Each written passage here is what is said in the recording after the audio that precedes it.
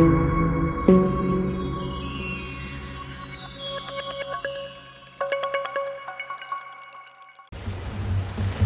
and welcome to today's version of Sound Bites with Mobile Legal. So we were going to head outdoors, but it's been rainy all day, so we're stuck inside. Still at the stay-at-home with COVID-19 here in Bradenton. We've been in a shelter-in-place as of Friday morning, midnight. So today's topic is regarding your credit report. We're going to take a look at 14 things that you should look at on your credit report as they could hurt your score. Your credit report is very important if you're looking for housing, trying to obtain credit, or even a new job. Having a low score can either prevent you from obtaining these things or make it more costly. So today we're going to look at specifically the Experian report. However, we recommend that you pull all three reports, as often items reported to one report are not necessarily reported to all three. So you do want to look at all three regularly and just check and see if there's anything on there that shouldn't be, that could be harming you. So we're going to take a few moments, get comfortable, go grab a copy of your Experian report from www.annualcreditreport.com, get a cool drink, and sit down, and we're going to look at these things together one by one. Hello and welcome back. Hopefully you've gotten comfortable, you've got a copy of your Experian report, and you're ready to go. So grab a pen, grab a highlighter, unless you're working online, and let's get started. The first thing we're going to look at is your name, the personal information section. Is your name listed correctly?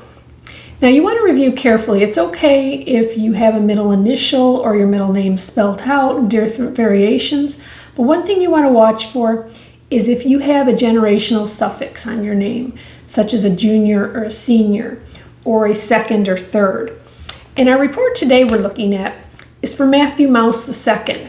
And as we're looking through the names, we see that there's a Matthew Mouse III listed, and that's incorrect, so we want to circle that. That could be a sign of ID theft or a mixed file, and that can cause a lot of problems. We also want to look at, is each address correct? Is it a current or past place where you lived?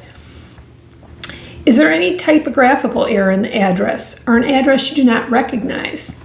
Now, again, looking through the report, we see an address for Tallahassee, and Matthew Mouse II has never lived there. So that could be part of the mixed file. So if there's an address you don't recognize, again, it could be a sign of fraud, particularly if there's identifying accounts below that you also don't recognize. Okay, note though, if you're a co-signer on an account, the address of the actual primary account holder may be listed even if you've never lived there, and that's to be expected. So that's not necessarily an error. Okay. The next thing we want to look at in the personal information section is your social security number, your birth date, your phone number, and your employer. Make sure all of that information is correct if they're either a current or past employer that you've worked for, or phone number. Okay. Now moving into the account section, do you recognize the name of each creditor listed? So again, if you saw an address that you didn't recognize and now you see one or more accounts that you don't recognize, that could be a sign of ID theft or a mixed file. And that's very important to note that. You also want to look at whether the status of any closed account is reported as opened. You want to note if there is a balance listed is accurate. Okay, so if your account was bought by a third-party debt collector and the original creditor, it should no longer show a balance. You want to make sure that that's correct. Also, if you've ever filed a bankruptcy and that account was included in the bankruptcy, it should no longer be reporting a balance. Is the date open correct? Now note, as the sample is here, is that there was a debt purchased by a third-party debt collector. The date they purchased that debt is not the open date. The open date is the date that you open the account with the original creditor, and you want to be very careful with this because this is a common error and this is illegal. It's against FCRA rules. So you want to check here, and as you see here, they had opened their account in 2013, but it's showing a date of 2018. That's important for a couple reasons. that's known as re-aging. And if you want more information about exactly how that can impact you, please put a comment below, or you can reach out to us through our Contact Us page on our webpage, mobilelegal.net, and we can explain. But certainly note those things because they are going to harm you. And we do want to get those corrected. The next, are you reported as the owner on an account when you're only an authorized user? So you see that in our example here. She's listed as an individual, and that's okay. But you do want to watch for that. Now, if you have little or no credit history, being an authorized user on an account could give you a jump start. Okay, when someone adds you and they show that trust in you and they add you as an authorized user, that's going to add an account to your credit report file, or it potentially can. So again, any account that's listed in your credit report could factor into your credit score. While most of the scoring systems are going to weigh this very low, it still could help you if you don't have a credit reporting history. So becoming trusted and being a cosigner or an authorized user, on somebody's account could actually benefit you, at least in a small portion. Okay, even though you're not going to have responsibility for that debt.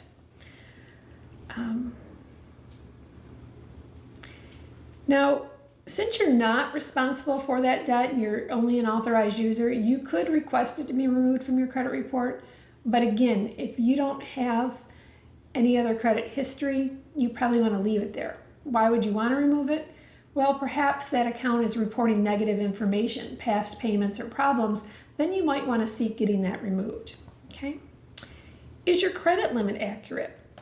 Now this is important because your credit limit is used in the calculation, and it's based on your credit utilization ratio, or really the amount of credit you're actively using against the amount of credit available for your use. You typically want to keep that ratio 30% or lower. There's no magic number that if you're at 29, you're good, at your 30, you're bad, but that's just a good average amount that you want to keep it below 30% of your credit ratio. The same goes for any old account. Some people think it's great, they're cleaning up their credit, they're going to close out all these old accounts.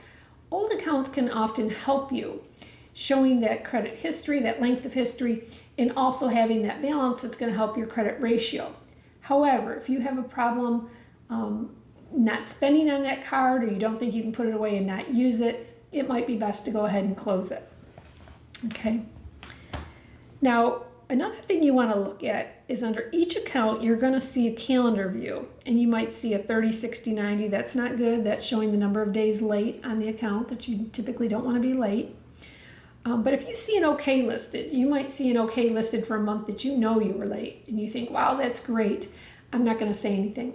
That could actually harm you. There's a couple important dates, and sometimes they're often confused. You have the statute of limitations, which is the amount of time that a debt collector has to pursue you for that debt.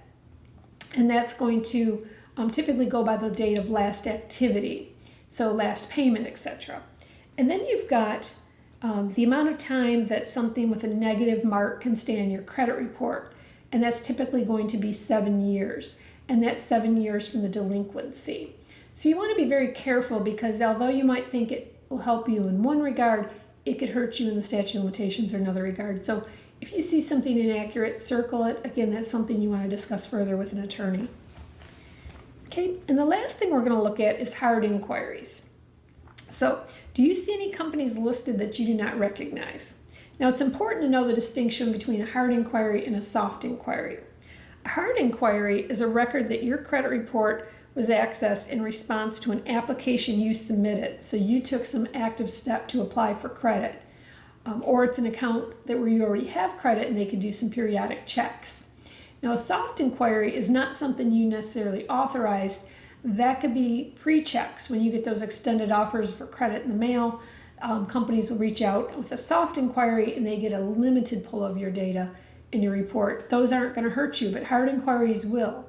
So if you see any accounts that were doing polls and you did not authorize it, you want to note that. That's an impermissive poll, and that's illegal.